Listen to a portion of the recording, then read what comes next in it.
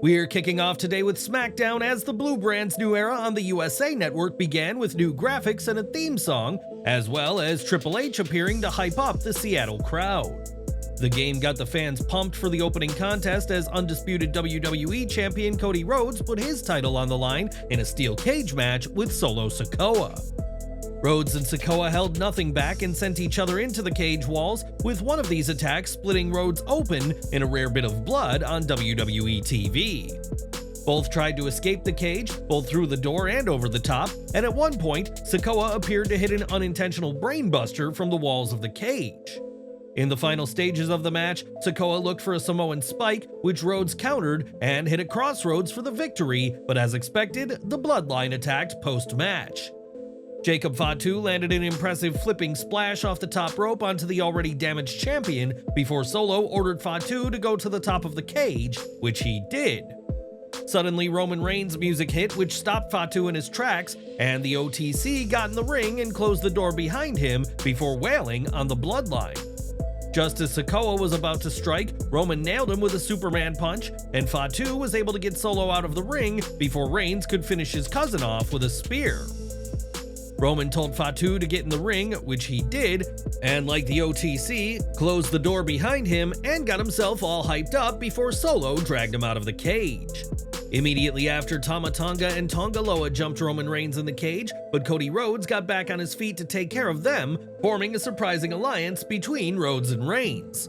SmackDown General Manager Nick Aldis later told Kathy Kelly backstage that Solo and Jacob Fatu had issued a challenge for Bad Blood, the two of them against Roman Reigns and Cody Rhodes. Aldis was able to draw up a contract, but Cody said he was done with the Bloodline and had no intentions of putting pen to paper to confirm another match. Later on, Reigns addressed the situation in the ring, and though Aldis had began talking, Reigns reached for his microphone, stating that some things may change, but he hasn't. Reigns added that he's dealing with family business and he didn't need a partner, especially not Rhodes, and said that with or without the Ulafala, he is the one true tribal chief. He went on to say that he's not just the original tribal chief, but he's the only tribal chief, before claiming, "This is my ring, this is my show, this is my WWE." Rhodes then hit the ring to address these comments, stating it hasn't been Reigns' WWE since WrestleMania, and with both men dropping their mic, it seemed they were about to fight. Before then, Sikoa's music hit and he walked out with Fatu, and while Tonga and Loa tried to attack Rhodes and Reigns from behind, they got a chokeslam and Cody cutter for their troubles. Reigns reached for the contract and signed it, before Rhodes signed it as well, making their tag team match at Bad Blood official. This week's SmackDown was certainly a huge show, and one fan in Seattle had an extra special moment thanks to Tama Tonga. Tonga momentarily broke character to seek help from a fan to get back up to his feet, a testament to the beatdown he received to close out SmackDown on the USA Network. So last night was not the night for Solo Sikoa, and despite WWE pushing him as someone worthy of challenging Cody Rhodes, he's yet to take the WWE title from the babyface. Unlike at SummerSlam, there was no interference last night, and Sikoa lost clean as a whistle in the steel cage match, but why exactly did WWE book him to come up short again?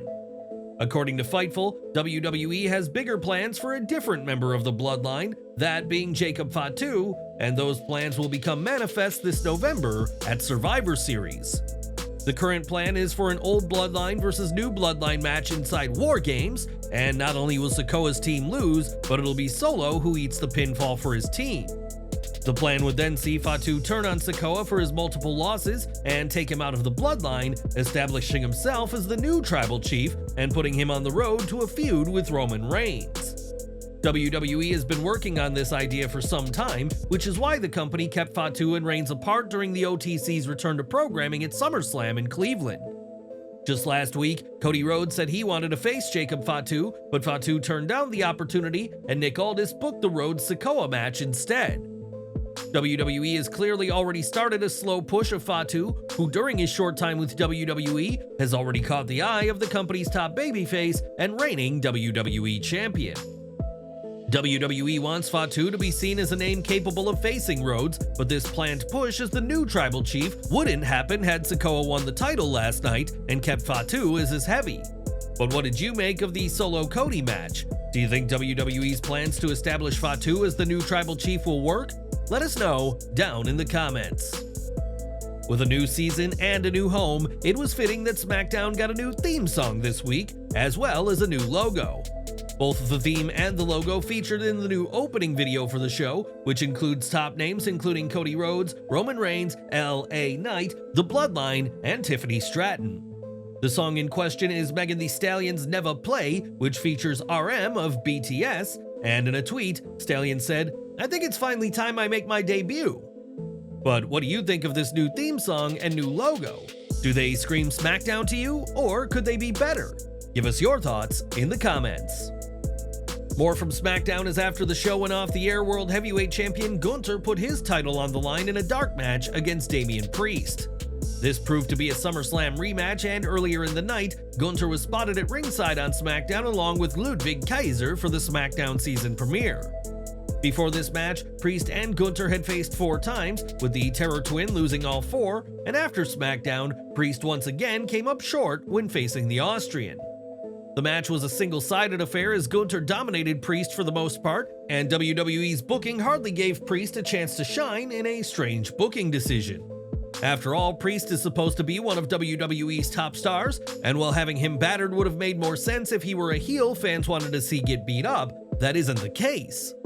While Gunther retaining in an untelevised match is hardly a surprise, the booking of Priest is. And should WWE have gone with somebody else against the World Heavyweight Champion?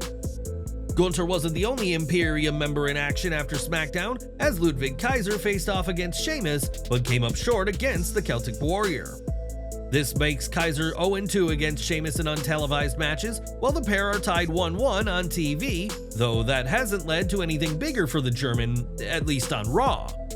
On SmackDown, Kaiser answered LA Knight's challenge on the Bash in Berlin Go Home SmackDown but came up short, and many felt Kaiser should have gotten a bigger showcase. With that said, it seems to be the philosophy of the newer WWE regime to not have matches on PLEs unless there's a strong enough reason to, hence why Kaiser didn't get a PLE match in Germany. It'll be interesting to see how Kaiser vs. Sheamus 3 unfolds on television, and if it leads to bigger things for either man down the line. On SmackDown, Kevin Owens was scheduled to team with a mystery partner to face A-Town Down Under, with fans guessing as to who it would be. With Cody Rhodes occupied with Solo Sikoa and the Bloodline, the American Nightmare was out of the running, and Owens' partner was revealed on the show to be Ricky Gibson. Gibson is an indie talent of the Midnight Heat tag team who's worked for Prestige and Defy, as well as one match for AEW this year, but came out to little fanfare from the Seattle crowd. Owens said he had a different partner in mind, but they were dealing with travel difficulties, but the Gibson-Owens duo proved to be short-lived. After sharing that his preferred partner had just arrived, Owens thanked Ricky before giving him a stunner and welcomed Randy Orton back to the Blue Brand as the crowd went wild. A-Town Down Under dominated early on, even dumping Owens on the announce table, but in the end it was a stunner and an RKO that saw the faces win as Orton pinned Grayson Waller. This was a simple but entertaining tag match, and Orton and Owens continue to be a crowd-pleasing duo with great chemistry.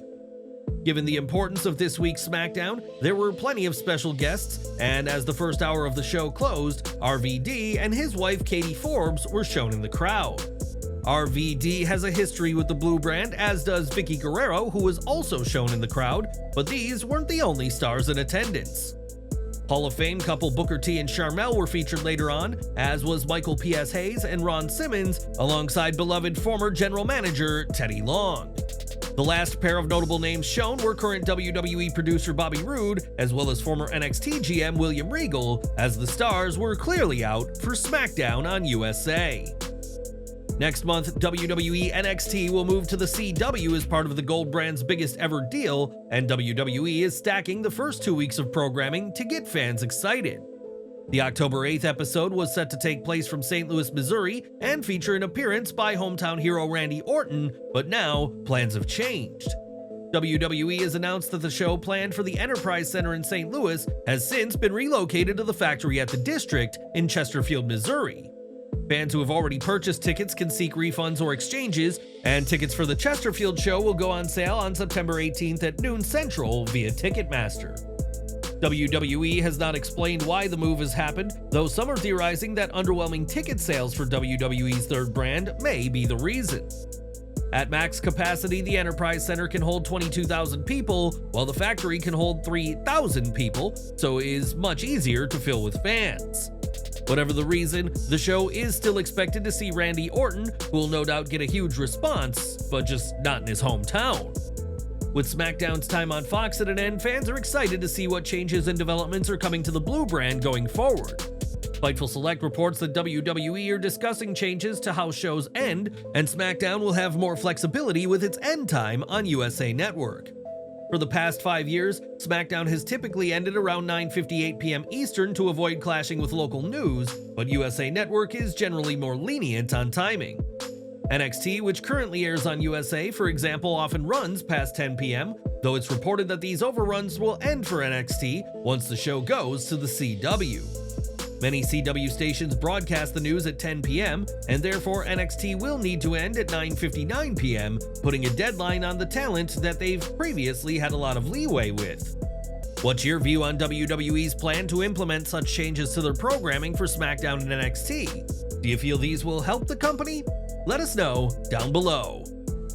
With regards to Raw, WWE confirmed earlier this year that the Red brand will move to Netflix in January 2025 for a 10-year deal valued at over $5 billion. This is a huge deal for WWE, but has raised questions about the company's relationship with Hulu, another streaming service, though one not as big as Netflix.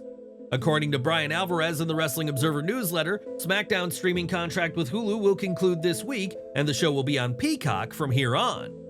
For Raw, the show will remain on Hulu until the end of this year, but after that, it will transition to Netflix, who wanted the Red brand for more than just its exciting wrestling content.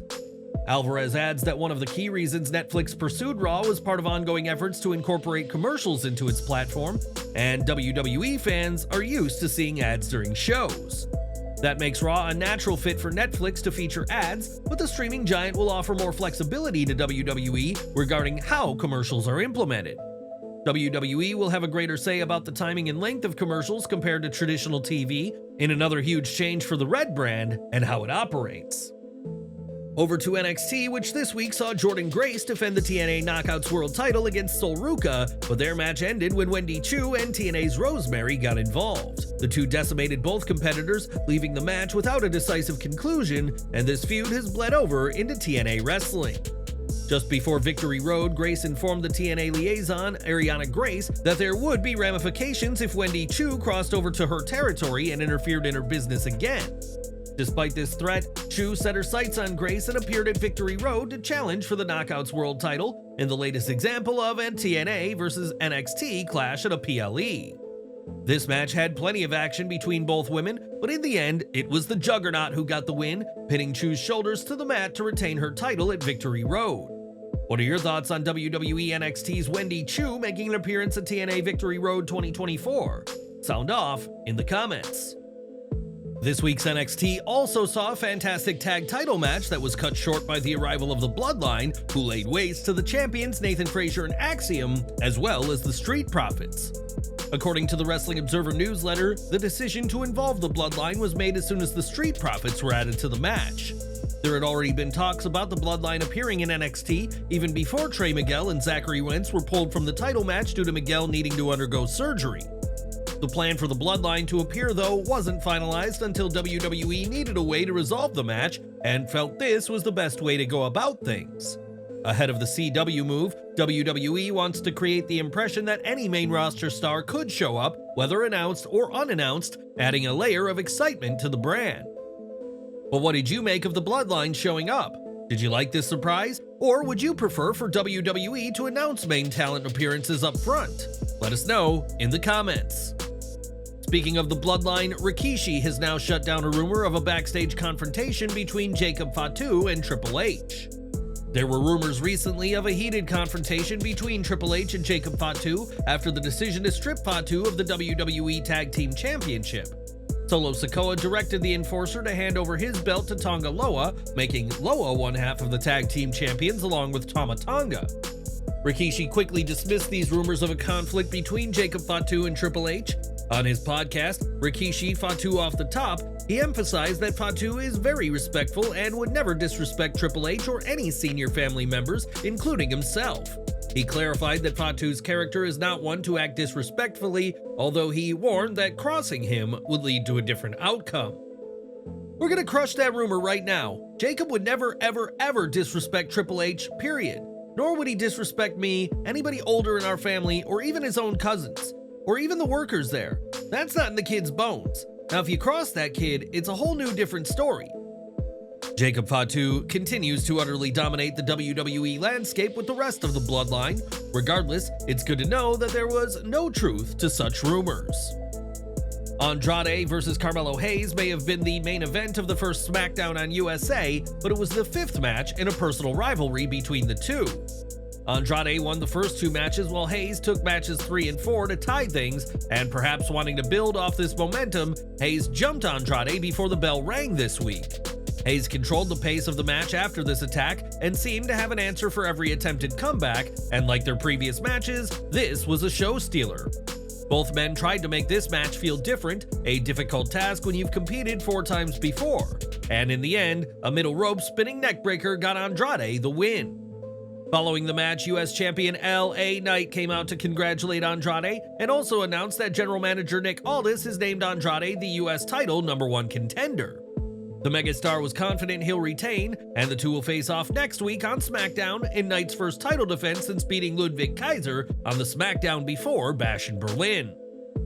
After losing to Chelsea Green last week, Michin sought revenge when she faced Piper Niven and used a kendo stick on Green before Niven took her down with a senton from the apron. After a nice superplex though, Michin scored the quick win with Eat Defeat, but this was too short, and a post-match attack on Michin made it feel like her win meant nothing.